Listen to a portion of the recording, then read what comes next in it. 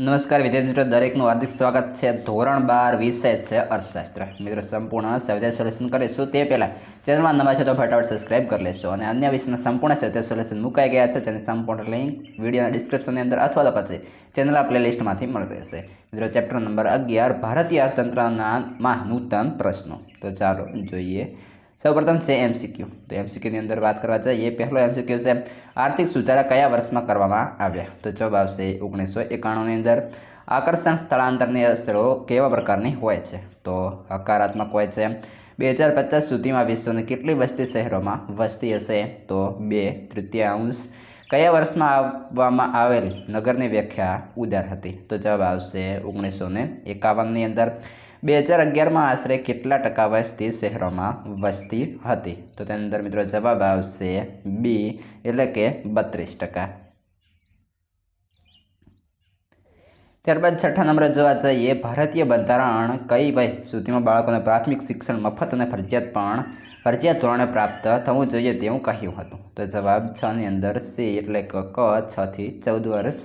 ત્યારબાદ 2011માં ભારતમાં સાક્ષરતાનું પ્રમાણ કેટલું હતું? તો તેની અંદર જવાબ આવશે 74.04%। ભારતમાં રેલવેની સૌપ્રથમ શરૂઆત ક્યારે થઈ? તો એની અંદર જવાબ આવશે 1853ની અંદર। ઓએનજીસીની સ્થાપના કયા વર્ષમાં કરવામાં આવી? તો 1959ની અંદર। પ્રશ્ન 2ની અંદર મિત્રો નીચેના પ્રશ્નોના એક વાક્યની અંદર જવાબ આપવાના છે। સંપૂર્ણ સોલ્યુશન સારી રીતે સમજૂતી સાથે કરવાના છીએ। દરેક વિષયના આપણી પાસે સ્વાધ્યાય સોલ્યુશન ઉપલબ્ધ છે। વિડીયોને લાઇક કરી ચેનલમાં નવા છો તો સબસ્ક્રાઇબ કરવાનું ના ભૂલશો। પહેલો પ્રશ્ન, આંતરિક સ્થળાંતર કોને કહેવાય? તો જે દેશના ભૌગોલિક સીમામાં આવેલા એક સ્થળેથી બીજા સ્થળે થતા સ્થળાંતરને આંતરિક સ્થળાંતર કહેવાય। પ્રશ્ન 2, વિકાસલક્ષી સ્થળાંતર કોને કહેવાય? વિકાસલક્ષી સ્થળાંતર એ સ્થળાંતરનો એક પ્રકાર છે। પર્યાવરણીય પરિબળમાં આર્થિક વિકાસની પ્રક્રિયાને કારણે થતા સ્થળાંતરને વિકાસલક્ષી સ્થળાંતર કહે છે। દાખલા તરીકે ગુજરાતમાં સરદાર સરોવર યોજનાને કારણે થયેલું સ્થળાંતર વિકાસલક્ષી સ્થળાંતર કહેવાય। તે જ રીતે રાષ્ટ્રીય ઉદ્યાન કે અભયારણ્ય તરીકે અમુક વિસ્તારો જાહેર થતા ત્યાંના સ્થાનિક લોકોનું સ્થળાંતર પણ વિકાસલક્ષી સ્થળાંતર કહેવાય। પ્રશ્ન 3, શહેરીકરણ કોને કહેવાય? ગ્રામ્ય વિસ્તારમાંથી શહેર વિસ્તારમાં થતા વસ્તીના સ્થળાંતરને શહેરીકરણ કહેવાય। પ્રશ્ન 4, વીજળી કેટલી રીતે મેળવી શકાય છે? તો તેની અંદર જોવા જઈએ તો કે 4 રીતે મેળવી શકાય છે। એમાં થર્મલ પાવર દ્વારા, હાઇડ્રો પાવર દ્વારા, ન્યુક્લિયર પાવર એટલે કે પરમાણુ દ્વારા અને અન્ય પવનશક્તિ, બાયોગેસ, સૂર્યશક્તિ વગેરે દ્વારા। પ્રશ્ન 5, ઓએનજીસીનું પૂર્ણ રૂપ આપો। Oil and natural gas commission limited. ત્યારબાદ આગળ છે પ્રશ્ન 3, નીચેના પ્રશ્નોના ટૂંકમાં જવાબ આપો। પ્રશ્ન 1, સ્થળાંતરનો અર્થ આપો।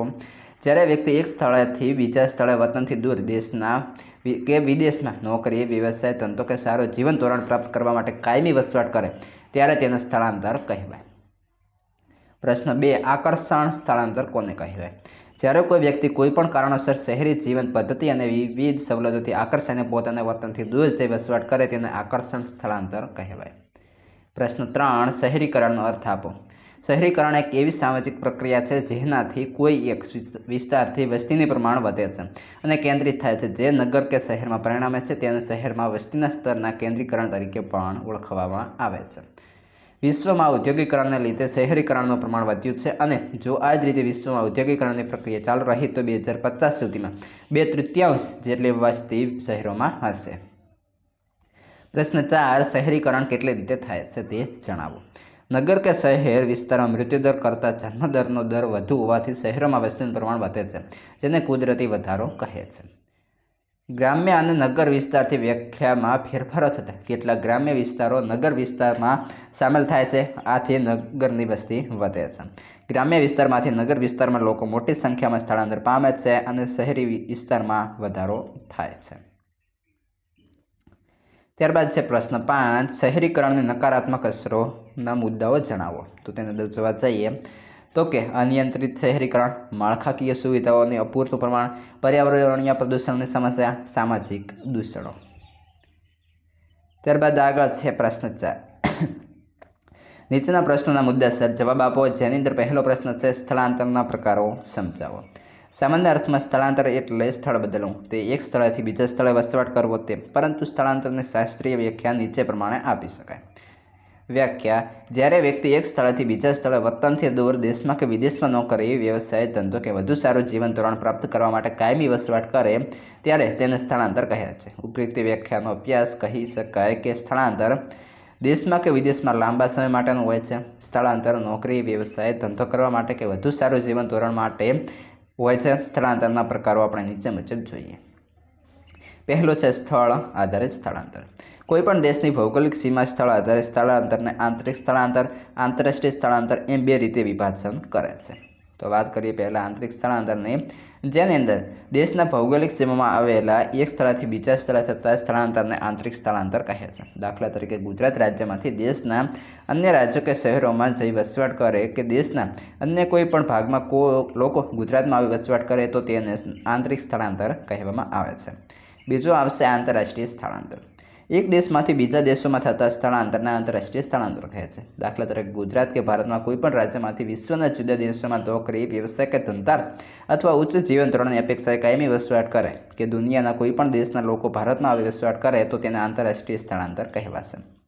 તો તેની અંદર વાત કરીએ પોઈન્ટ નંબર 2, કારણ આધારિત સ્થળાંતર. કારણ આધારિત સ્થળાંતર બે પ્રકાર પાડવામાં આવે છે. પહેલું છે આકર્ષણ સ્થળાંતર, બીજું છે અપાકર્ષણ સ્થળાંતર. તો તેની અંદર વાત કરીએ આકર્ષણ સ્થળાંતરની. જ્યારે કોઈ વ્યક્તિ કોઈપણ કારણસર શહેરી જીવન પદ્ધતિ અને વિવિધ સવલતોથી આકર્ષાય પોતાના વતનથી દૂર જઈ વસવાટ કરે ત્યારે તેને આકર્ષણ સ્થળાંતર કહે છે. ગામડામાંથી શહેરમાં થતું સ્થળાંતર આ પ્રકારનું ગણાવી શકાય, કારણ કે ગામડા કરતાં શહેરોમાં ઉચ્ચ જીવનશૈલી, અત્યાધુનિક વાહન વ્યવહાર, સંદેશા વ્યવહાર, શિક્ષણ, આરોગ્ય વગેરે જેવી સુવિધાઓ તેમજ નોકરીની વિશાળ તકો ઉપરાંત ધંધા કે વ્યવસાયની તકોથી આકર્ષાઈને ગામડાના લોકો શહેરમાં કાયમી વસવાટ માટે આવે તેને આકર્ષણ સ્થળાંતર કહેવાય. તેવી જ રીતે અન્ય દેશોમાં પણ ઉપયુક્ત જેવા આકર્ષણોથી પ્રેરાઈને અન્ય દેશોમાં કાયમી વસવાટ માટે જાય તો તેને પણ આકર્ષણ સ્થળાંતર કહેવાય. તો તેની અંદર અપાકર્ષણ સ્થળાંતર. જ્યારે ગ્રામ્ય સમાજમાં વસવાટ લોકોને ધંધો, વ્યવસાય કે નોકરીની પૂરતી તકો પોતાના ગામડામાં ન હોય કે આર્થિક પ્રવૃત્તિ માટેના બીજા વિકલ્પો ન હોય કે અપૂરતા હોય, શિક્ષણની પૂરતી તકો ન હોય ત્યારે તેઓ ફરજિયાતપણે શહેરો તરફ ધકેલાય છે ત્યારે તેને અપાકર્ષણ સ્થળાંતર કહેવાય. આમ કારણ આધારિત સ્થળાંતરના ઉપયુક્ત બંને પ્રકારોનો અભ્યાસ કહી શકાય કે આકર્ષણ સ્થળાંતરમાં ગ્રામ્ય પ્રજાનો આર્થિક રીતે સંપન્ન વર્ગ શહેરી જીવનમાં વિવિધ આકર્ષણોથી આકર્ષાઈને સ્વેચ્છાએ સ્થળાંતર કરે છે, જ્યારે અપાકર્ષણ સ્થળાંતરમાં ગ્રામ્ય સમાજનો આર્થિક રીતે નબળો વર્ગ ગામડામાં વધુ સારું જીવન જીવવાના વિકલ્પની ગેરહાજરીથી ફરજિયાતપણે શહેરો તરફ ધકેલાય છે. શહેરીકરણની સમસ્યા હળવી કરવાના ઉપાયો ટૂંકમાં સમજાવો. પ્રશ્ન નંબર 2 છે. તો જવાબ જોઈએ. અનિયંત્રિત શહેરીકરણને લીધે તેની હકારાત્મક અસરો કરતાં નકારાત્મક અસરોને લીધે જે સમસ્યાઓ સર્જાઈ રહી છે અને તે વધુ ગંભીર સ્વરૂપ ધારણ કરે તે પહેલાં તો જો કે સમસ્યાને હળવી કરવામાં આવે તો નકારાત્મક અસરો ઘણા શહેરીકરણના સારા ફળો સમાજના ગરીબ વર્ગ સુધી પહોંચી શકાશે. શહેરીકરણની સમસ્યા હળવી કરવા માટેના ઉપાયો નીચે મુજબ વર્ણવી શકાય. પહેલું છે નીતિ વિષયક પગલાં. નીતિ વિષયક પગલાંમાં ભારત સરકારે શહેરીકરણની સમસ્યા હળવી કરવા માટે જે ઉપાયો હાથ ધર્યા તે નીચે મુજબ છે. જેમ કે 10 લાખથી વધુ વસ્તી ધરાવતા શહેરોમાં નવા ઉદ્યોગોની સ્થાપના પર નિયંત્રણ મૂકીને અનિયંત્રિત રીતે શહેરીકરણને મર્યાદિત બનાવ્યું છે. મધ્યમ કદના નાના નગરોના વિકાસને પ્રોત્સાહન આપી મોટા શહેરોમાં થતું અસામાન્ય શહેરીકરણ ઓછું થશે. પોઈન્ટ છે ભારત સરકારે શહેરીકરણને એવી નીતિ અપનાવી છે કે જેથી મોટા શહેરો વધુ મોટા ન બને અને નાના શહેરો તેમજ મધ્યમ કદના નગરો મોટા ભાગના રાજ્યો કે પ્રદેશોમાં વિકસે. ભારત સરકારની નીતિ મુજબ મોટા શહેરોની આસપાસ સેટેલાઇટ ટાઉન વિકાસની નીતિ અપનાવવામાં આવી. બીજો પોઈન્ટ છે રોજગારીની તકો વધારવી. શહેરીકરણની નકારાત્મક અસરો ઘટાડવા અને શહેરીકરણની સમસ્યા હળવી કરવા માટે શહેરોમાં સ્વરોજગારીની તકો વધે એવા રોજગારલક્ષી કાર્યક્રમો સરકાર દ્વારા અમલમાં મૂકવામાં આવ્યા છે. તેનો વ્યાપ અને વિસ્તાર વધારી આવા કાર્યક્રમમાં વધુને વધુ લાભ શહેરી ગરીબો લેતા થાય કે જેથી તેઓની આવક વધતા તેઓ વધુ સારા જીવન ધોરણ જીવી શકે, જેને પરિણામે શહેરીકરણની નકારાત્મક અસરોમાં ઘટાડો થાય. માળખાકીય સુવિધાઓ સુદૃઢ કરવી. શહેરોમાં માળખાકીય સુવિધાઓ જેવી કે પાણી, રસ્તા, વાહન વ્યવહાર, સંદેશા વ્યવહાર, ડ્રેનેજ, સેનિટેશન વગેરેની સુવિધાઓ શહેરના છેવાડાના લોકોને પૂરતા પ્રમાણમાં મળી રહે તેવી માળખાકીય વ્યવસ્થા વધુ સુદૃઢ કરવી જોઈએ. કેન્દ્ર સરકારે સ્માર્ટ સિટીની યોજના પણ અમલમાં મૂકી છે. પોઈન્ટ 4 શિક્ષણ અને આરોગ્યની સુવિધાઓ. શહેરનો સાધન સંપન્ન વર્ગ શિક્ષણ અને આરોગ્યની અત્યાધુનિક સવલતો ખૂબ જ સરળતાથી મેળવી શકે છે, પરંતુ શહેરનો ગરીબ વર્ગ હજુ આ સુવિધા પૂરતા પ્રમાણમાં અને ઉચ્ચ કક્ષાને મેળવી શકતું નથી, જેને પરિણામે શહેરીકરણની સમસ્યા હળવી બની શકતી નથી. જો ગરીબ અને શ્રમિક વર્ગને પણ શિક્ષણ અને આરોગ્યની અત્યાધુનિક સવલતો સહેલાઈથી સસ્તા દરે ઉપલબ્ધ બની શકે તો શહેરીકરણની સમસ્યા હળવી બની શકે અને શહેરીકરણની હકારાત્મક અસરોના ફળો સમાજના ગરીબ વર્ગ સુધી પહોંચી શકે. ગૃહ અને નાના પાયાના ઉદ્યોગોનો વિકાસ. શહેરોમાં મોટા પાયાના ઉદ્યોગોની સાથે સાથે તેમને પૂરક એવા ગૃહ અને નાના પાયાના ઉદ્યોગોને વધુને વધુ વિકસાવવા, જેથી આર્થિક સમાનતામાં ઘટાડો થતાં શહેરીકરણની આર્થિક સામાજિક અસમાનતાની અસરો હળવી બનશે. ગામડામાં પાયાની સુવિધાઓનો વિકાસ. ગામડાઓને શિક્ષણ, આરોગ્ય, વાહન વ્યવહાર, સંદેશા વ્યવહાર, રસ્તા, વીજળી, સિંચાઈ વગેરે સુવિધાઓ વધુને વધુ સજ્જ કરવા કે જેથી શહેરીકરણની પ્રક્રિયા હળવી બનતા શહેરો પરનું ભારણ ઘટશે અને નકારાત્મક અસરોનું જે પ્રમાણ છે એ નિયંત્રિત થશે. 7. વહીવટી વ્યવસ્થા સુદૃઢ કરવી. આપણે શહેરીકરણની નકારાત્મક અસરોમાં જોયું કે શહેરીકરણને કારણે કાયદો અને વ્યવસ્થાનું પરિસ્થિતિનું ધોરણ જે કથળતું ગયું છે, જેણે શહેરોમાં અનેકવિધ પ્રશ્નો ઊભા કર્યા છે. જો શહેરોમાં કાયદો અને વ્યવસ્થાની સ્થિતિ સુધારવી હોય તો વહીવટી વ્યવસ્થા સુદૃઢ કરવી જોઈએ અને વહીવટી સંકલનનો જે અભાવ જોવા મળે છે તેને દૂર કરી સુશાસન, ગુડ ગવર્નન્સની પરિસ્થિતિ સર્જવામાં આવે તો સમસ્યા હળવી બની રહે. શહેરોમાં કાયદો અને વ્યવસ્થાનું કડક રીતે પાલન થાય અને તે માટે પ્રજાને વધુમાં વધુ જાગૃત કરવામાં આવે તો સમસ્યા હળવી બની શકે. ત્યારબાદ મિત્રો પ્રશ્ન નંબર 3 ટૂંક નોટ લખવો. પેટ્રોલિયમ. તો ઉર્જાના મહત્વના સ્ત્રોત તરીકે પેટ્રોલિયમ પેદાશને ગણાવી શકાય. ઉપરાંત વાહનના ચાલક બળ તરીકે પણ તેનું મહત્વ ઘણું છે. અદ્યતન ટેકનોલોજી ઉત્પાદન માટે મોટે ભાગે પેટ્રોલિયમ પેદાશ પર આધાર રાખે છે. જો કે ભારતમાં પેટ્રોલિયમ પેદાશનો જથ્થો ખૂબ જ મર્યાદિત પ્રમાણમાં હોવાથી આપણે તેની આયાતો પર મોટો આધાર રાખવો પડે છે. ઔદ્યોગિકરણની ઝડપ વધતા પેટ્રોલિયમ પેદાશની માંગ મોટા પ્રમાણમાં વધી ગઈ છે અને સાથે સાથે વાહન વ્યવહારનો ઝડપી વિકાસ થતાં માલની હેરફેર કરતા વાહનો તથા ખાનગી વાહનોની સંખ્યા વધારો થતાં પેટ્રોલિયમ પેદાશની માંગ ઉત્તરોત્તર વધતી જ ગઈ છે.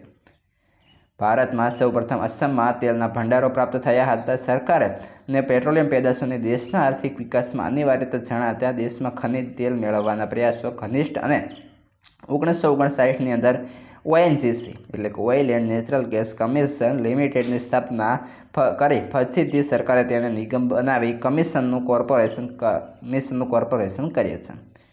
ONGC દ્વારા સરકારે પેટ્રોલિયમ પેદાશો મેળવવાના સઘન પ્રયાસો કર્યા છે. ગુજરાતમાં કડી, કલોલ, અંકલેશ્વર વગેરે જગ્યાએ તેલના ભંડારો શોધી કાઢ્યા છે અને મુંબઈના બોમ્બે હાઈ દરિયામાં ખનિજ તેલ મેળવવા માટેનું પ્લેટફોર્મ ઊભું કરવામાં આવ્યું છે. છતાં હાલમાં વિશ્વમાં કુલ જથ્થામાં ભારતનો હિસ્સો માત્ર 0.4% છે.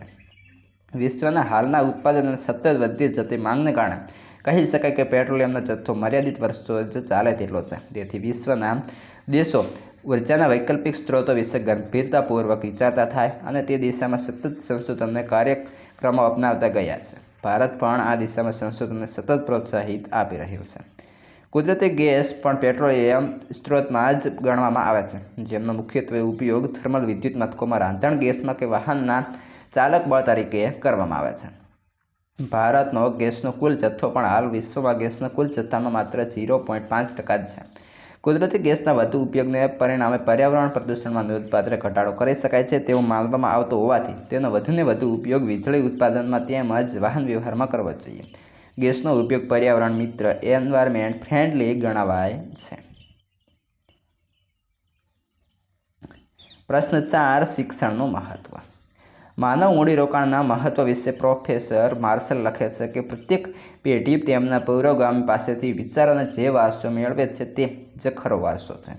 દુનિયાની ભૌતિક સંપત્તિનો નાશ થઈ જાય પરંતુ સંપત્તિ પેદા કરવાના વિચારોનો જો નાશ ન હોય તો નાશ પામેલી સંપત્તિ ઝડપથી પાછી મેળવી શકાય છે. પરંતુ જો તે માટેના વિચારો જ નાશ પામ્યા હોય અને ભૌતિક સંપત્તિ જેમની તેમ રહે તો વખતે જતાં ભૌતિક સંપત્તિ નાશ પામે અને દુનિયાના ગરીબીના દ્વારે આવીને ઊભી રહે.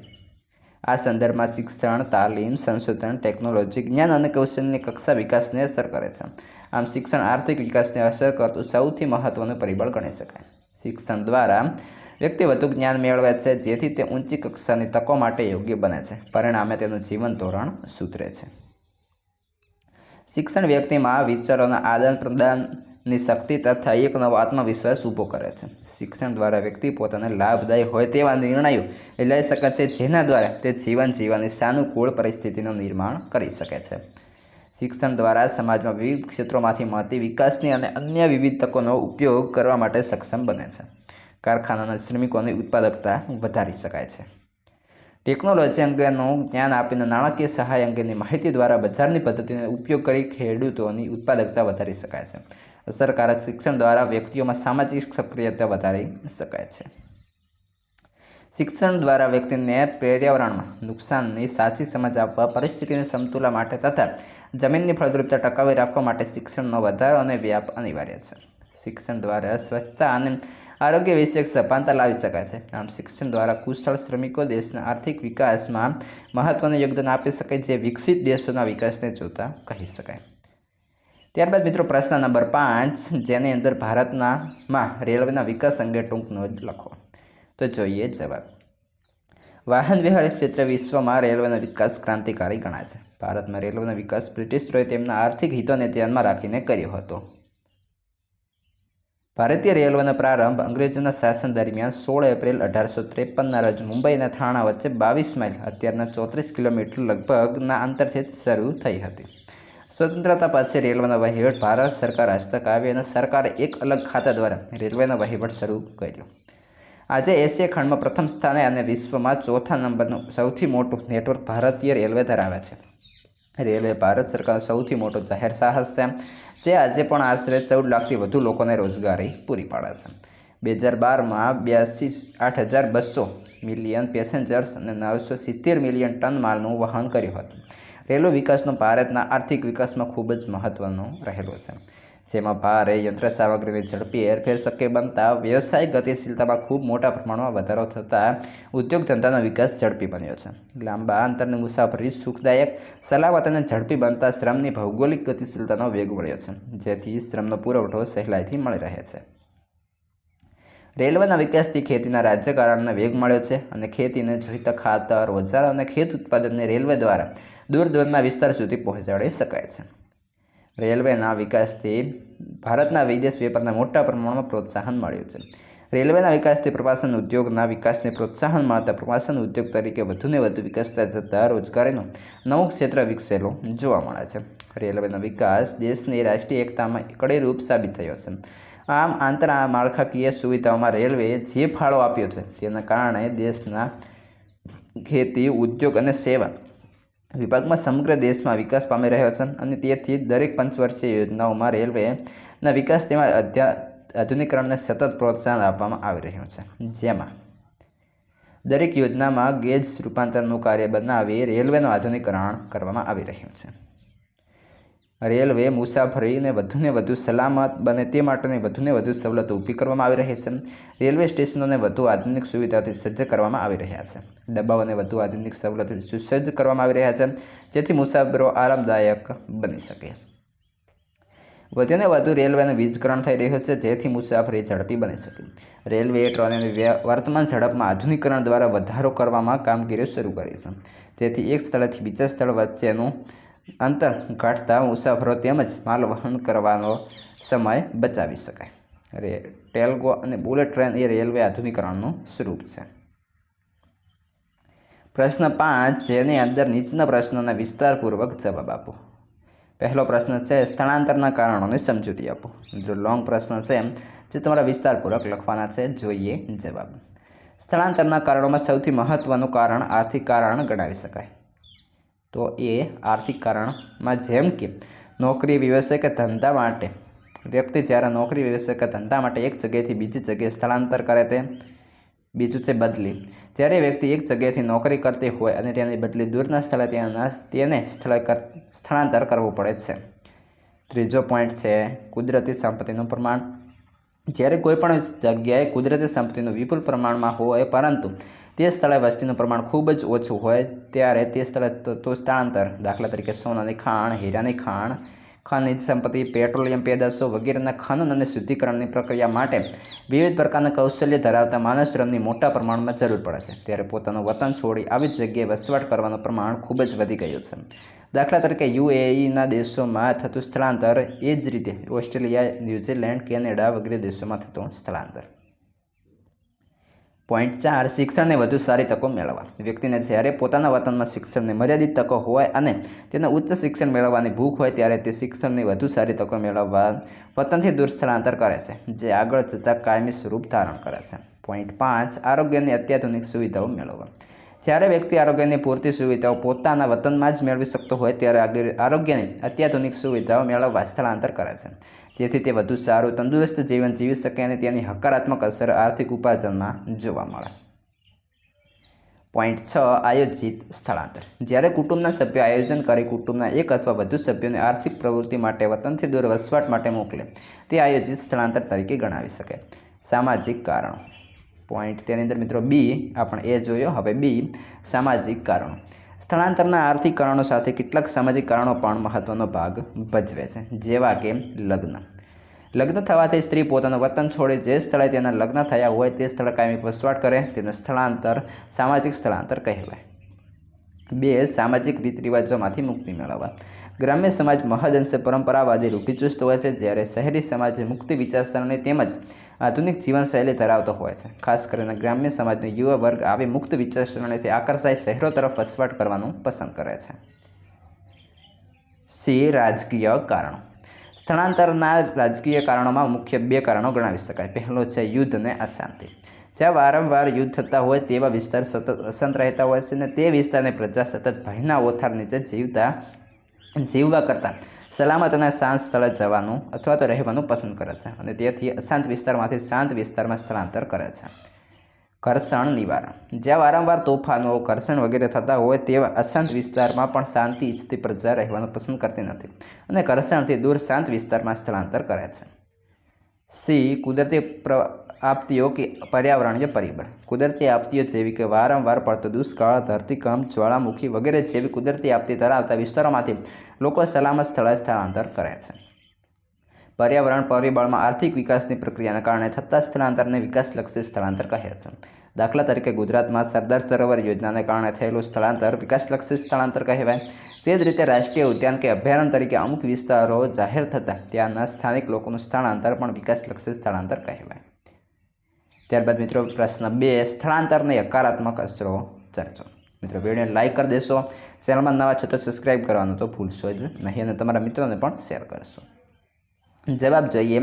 સ્થળાંતરની હકારાત્મક અસરો વિવિધ આર્થિક ક્ષેત્રો, વ્યક્તિ, કુટુંબ, સમાજ તેમજ સમગ્ર દેશ માટે ફાયદાકારક તેમજ વિકાસલક્ષી હોય છે.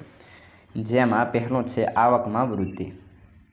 સ્થળાંતરનો મુખ્ય ઉદ્દેશ આવક સર્જન અને આવક વૃદ્ધિનો છે. જે લોકો ગામડામાંથી શહેરોમાં કમાવા માટે જાય છે તેઓ પોતાની કમાણીનો કેટલોક ભાગ પોતાના કુટુંબને મોકલે છે, જેને પરિણામે વતનમાં વસતા કે રહેતા કુટુંબના સભ્યોના જીવન ધોરણમાં સુધારો થાય છે.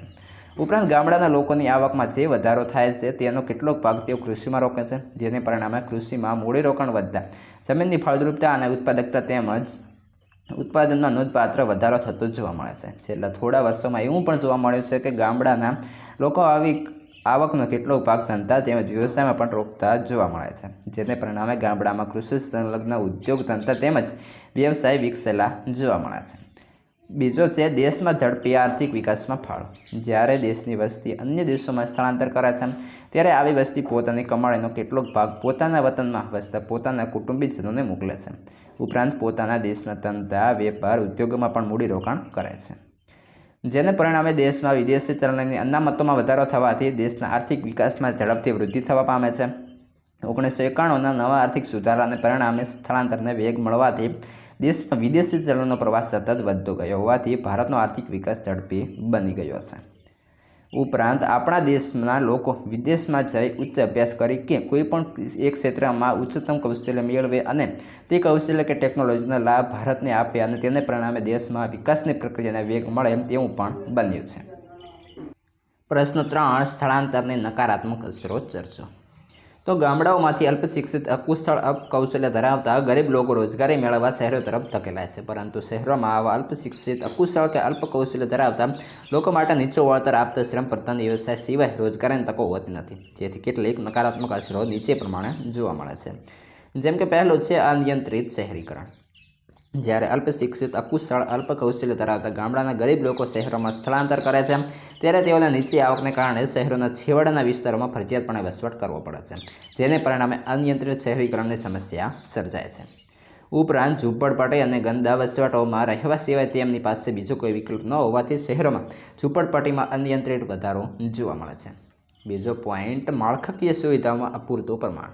અનિયંત્રિત શહેરીકરણ તેમજ ઝૂંપડપટ્ટી અને ગુંદા વસવાટને કારણે સ્થાનિક વહીવટીતંત્ર તેમને પૂરતા પ્રમાણમાં પાણી, ડ્રેનેજ, વીજળી, રસ્તા, વાહન વ્યવહાર, સંદેશાવ્યવહાર, શૌચાલયો, શિક્ષણ, શાળાઓ, આરોગ્ય વગેરે જેવી આંતરમાળખાકીય સુવિધાઓ પૂરી પાડવામાં નિષ્ફળ જાય છે, જેને આરોગ્યની ગંભીર સમસ્યા ઊભી કરે છે અને આવો ગરીબ વર્ગ અનેક ગંભીર બીમારીઓનો ભોગ બનતો જાય છે.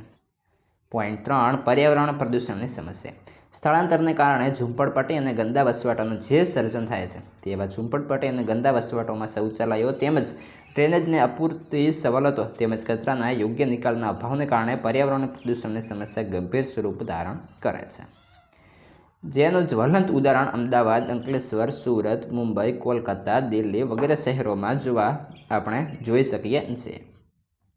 ઉપરોક્ત શહેરોમાં જાહેર વાહન વ્યવહારની અપૂરતી સેવાઓને કારણે વૈકલ્પિક વાહન વ્યવહારનો જે વિકાસ થયો છે, ખાસ કરીને અમદાવાદ જેવા મોટા શહેરોમાં કે જેણે હવાના પ્રદૂષણની ગંભીર સમસ્યા ઊભી કરે છે, એ જ રીતે ઘોંઘાટ અને પાણીના પ્રદૂષણની પણ ગંભીર સમસ્યા જોવા મળે છે.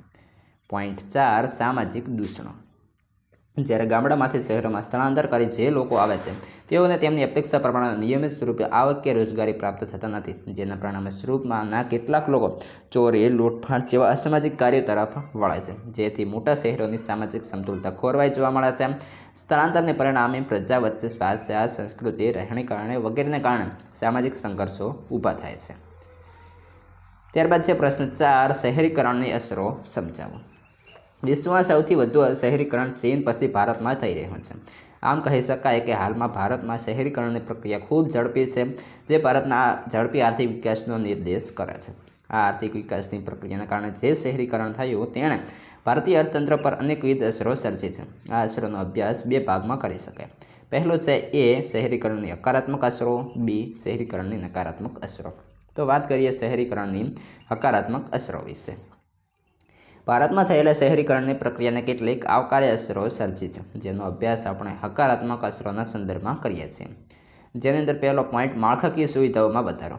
શિક્ષણ, આરોગ્ય, બેન્કિંગ, વાહન વ્યવહાર, સંદેશાવ્યવહાર, વીમો, વીજળી વગેરે જેવા માળખાકીય સુવિધાઓમાં સતત વધારો થતાં આ બધા જ ક્ષેત્રોમાં અનેક ગણી રોજગારીની તકો ઊભી થઈ અને રોજગારીમાં વધારો થતાં લોકોની વસ્તુ ખરીદવાની ખરીદ શક્તિમાં વધારો થયો, જેણે અનેક નવા ઉદ્યોગો સ્થાપવાની શહેરોમાં અનિવાર્યતા ઊભી થતાં અનેક નવા ઉદ્યોગો સ્થપાયા, જેમાં પણ અનેક રોજગારીની તકો સર્જી અને રોજગારી વધતા આવક વધી, આવક વધતા ખરીદ શક્તિ વધી અને ખરીદ શક્તિ વધતા ફરી નવા ઉદ્યોગો સ્થપાયા, ફરી રોજગારી વધી. આમ આ ચક્ર ચાલ્યા કરે છે. પોઈન્ટ B, એટલે કે બીજો, ગરીબીમાં ઘટાડો. ગરીબી અને બેરોજગારીમાં પરસ્પર સંકળાયેલા છે. શહેરીકરણ થવાથી શહેરોમાં સેવા ક્ષેત્ર અને ઉદ્યોગ ક્ષેત્રમાં મોટા પ્રમાણમાં રોજગારીનું સર્જન થાય છે, તેથી ગરીબીમાં ઘટાડો થાય છે. ઉપરાંત ગ્રામ્ય કે બેકાર અને ગરીબ વસ્તી પણ શહેરમાં આવતા તેમને પણ તેમની યોગ્યતા મુજબ રોજગારી મળી રહેતા ગરીબીમાં ઘટાડો થાય છે. 3, સાંસ્કૃતિક વિકાસ. શહેરમાં શિક્ષણની સુદૃઢ સુવિધાઓ ઉપલબ્ધ બનતી હોવાથી માનવીના શિક્ષણના માધ્યમ દ્વારા પોતાનો સર્વાંગી વિકાસ સાધી શકાય છે અને સમાજને સુસંસ્કૃત માનવીની ભેટ મળે છે. ઉપરાંત વૈવિધ્યસભર વાંચનાલયોનો, બુક સ્ટોલ તેમજ અન્ય સાંસ્કૃતિક વિકાસના વિવિધ કાર્યક્રમો પણ માનવીના સાંસ્કૃતિક વિકાસમાં અગત્યનો ભાગ ભજવે છે. 4, આધુનિક આરોગ્યની સેવાઓ. શહેરીકરણની પ્રક્રિયાને પરિણામે શહેરોની વસ્તીમાં વધારો થતાં તેમની શિક્ષણની સાથે સાથે આરોગ્યની પણ અનેકવિધ જરૂરિયાતો ઉદ્ભવે છે. આજે અમદાવાદ જેવા મોટા શહેરોમાં અત્યાધુનિક મલ્ટીસ્પેશિયાલિટી હોસ્પિટલો દરેક વિસ્તારમાં આવેલી જોવા મળે છે, જ્યાં આગળ દરેક પ્રકારના રોગોની અત્યાધુનિક સારવાર એક જ સ્થળે ઉપલબ્ધ બની શકે છે. ઉપરાંત સરકારે તેમજ સ્થાનિક સ્વરાજ્યની સંસ્થાઓ પણ આવી હોસ્પિટલો ઊભી કરે છે, જેનો સીધો લાભ સમાજના દરેક ગરીબ અને મધ્યમ વર્ગને મળતા તેમના આરોગ્યમાં સુધારો થતાં તેમની ઉત્પાદકતા પર હકારાત્મક અસર પડતી જોવા મળે છે. 5, સામાજિક અસર, એટલે કે આધુનિક વિચારસરણી. ગામડા કરતાં શહેરોમાં શિક્ષણ તેમજ સાંસ્કૃતિક વિકાસને કારણે તદુપરાંત સંદેશાવ્યવહારના અત્યાધુનિક ઉપકરણોનો ઉપયોગ સતત વધતા જતાં શહેરના લોકોની વિચારસરણી પણ આધુનિક જોવા મળે છે. તેઓ ઝડપથી વિશ્વના પ્રવાહોથી પરિચિત થઈ શકતા હોવાથી તેમના વાણી, વર્તન, વિચારો, રહેણીકરણી, રીતભાત વગેરેમાં પરિવર્તન છાંટ જોવા મળે છે. 6. ઊંચું જીવન ધોરણ. શહેરીકરણના લીધે આવકમાં વૃદ્ધિ થતાં અત્યાધુનિક માળખાકીય સુવિધાના લીધે ગ્રામ્ય વિસ્તારના લોકો કરતાં શહેરના લોકોનું જીવન ધોરણ ઊંચું જોવા મળે છે. બી. શહેરીકરણની નકારાત્મક અસરો. ભારતમાં થઈ રહેલા અનિયંત્રિત શહેરીકરણને પરિણામે જે સમસ્યાઓ સર્જાય છે તેને આપણે શહેરીકરણની નકારાત્મક અસરો ગણીશું. જેમાં પહેલો છે આર્થિક અસમાનતા. શહેરીકરણની સૌપ્રથમ નકારાત્મક અસરમાં આર્થિક અસમાનતા ગણાવી શકાય. શહેરોમાં એક તરફ ઉચ્ચ શિક્ષણ પ્રાપ્ત કરેલ બૌદ્ધિક વર્ગ તેમજ સાહસિક નિયોજકો હોય છે, જેણે પોતાના ધંધા વ્યવસાયના માલિકો હોય છે, જેમની આવકનું સ્તર ખૂબ જ ઊંચું હોય છે. જ્યારે બીજી તરફ ગામડામાં શહેરોમાં આવેલા અભણ ગરીબ શ્રમિક વર્ગ હોય છે, જેમને મજૂરી સિવાય કોઈ કૌશલ્યવર્ધક કામ મળી શકતું ન હોવાથી તેમની આવક ખૂબ જ નીચે રહે છે. આમ આર્થિક અસમાનતા શહેરોમાં ઉડીને આંખે વળગે છે. બીજું, સામાજિક સમાનતા. આર્થિક અસમાનતાની સાથે સામાજિક અસમાનતા પણ જોવા મળે છે. શહેરી સમાજનો ધનિક અને શિક્ષિત વર્ગ આધુનિક વિચારસરણી ધરાવે છે, જ્યારે અશિક્ષિત ગરીબ વર્ગ રૂઢિચુસ્ત વિચારસરણીનો ભોગ બનેલો જોવા મળે છે. 3. ગંદા વસવાટોનો પ્રશ્ન. ગામડામાંથી શહેરોમાં આવતા શહેરી સમાજનો મજૂર વર્ગ ગરીબાઈને કારણે પાકા મકાનોમાં રહેવાની આર્થિક ક્ષમતા ધરાવતો ન હોવાથી તેઓને ફરજિયાતપણે દૂરના વિસ્તારોમાં ના છૂટકે ગંદા ઝૂંપડપટ્ટી વિસ્તારોમાં અથવા તો વસવાટોમાં વસવું પડે છે. કાયદો વ્યવસ્થાની સમસ્યા. કાયદા વ્યવસ્થાની સમસ્યા. અનિયંત્રિત શહેરીકરણને લીધે શહેરોમાં વ્યવસ્થિત વિસ્ફોટ ગંભીર સ્વરૂપ ધારણ કરે છે. દાખલા તરીકે માથાદીઠ વાહનની સંખ્યામાં ખૂબ જ મોટા પ્રમાણમાં વધારો થતાં ટ્રાફિકની સમસ્યા સતત વધતી જોવા મળે છે. ઉપરાંત રોજગારીની પૂરતી તકો ન મળતા કે પૂરતી આવક ન મેળવી શકાતા ચોરી, લૂંટફાટ જેવી ઘટનાઓ શહેરોમાં રોજિંદી બનતા કાયદો વ્યવસ્થા તેને પહોંચી વળવા માટે અપૂરતા સાબિત થતાં પરિસ્થિતિ કથળતી જોવા મળે છે. 5. આંતરમાળખાકીય સુવિધાઓનો પ્રશ્ન.